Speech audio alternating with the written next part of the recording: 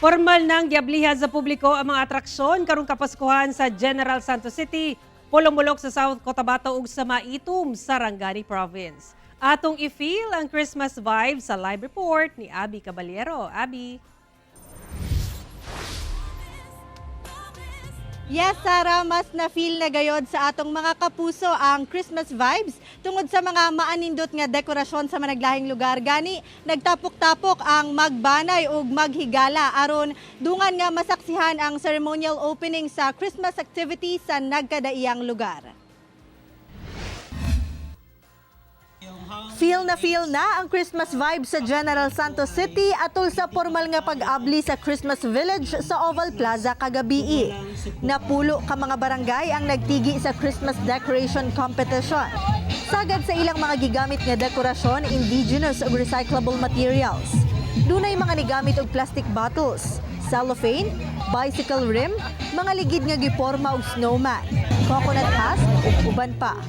Gani ang dekorasyon sa Barangay Dajangas West, simple, apan, mahinungdanon. Ang gusto ipaabot is ang, kumbaga pa, ang simplicity and kung paano mag-celebrate ang generals or ang sa community kung unsa para ma-feel po nato ba kung unsa ang spirit of Christmas. Agaw atensyon sab sa mga nisuroy ang maong mga dekorasyon. Timing nag-agimit ako sa nanindotan mi sa mga sa light. So naghapit mi nagpa-picture kay nanindotan mi. Tapos feel na pud kay na mo ang spirit sa Christmas. Managlahi man ang tema sa dekorasyon sa matag barangay apan usa lang ang ilang buot ipaabot sa katawhan. Mao ang paghinigugmaay. Hinaot ko nga kita magminahalay, magpasayloay kay mao kana ang tinuod nga meaning sa Pasko. Pagahimuon ang final judging sa maong kompetisyon sa December 17. Formal na sab gisugdan ang Christmas Festival sa Pulong-Mulok, South Cotabato kagabi.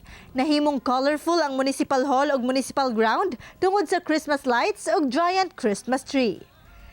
Samtang nagtapok ang mga residente sa National Highway sa Maitum, Sarangani aron dungan nga masaksihan ang ceremonial lighting sa iconic Maitum landmark. Dungan niini ang pagsugod sa light at tree contest nga gisalmutan sa 5 ka managlahing sektor.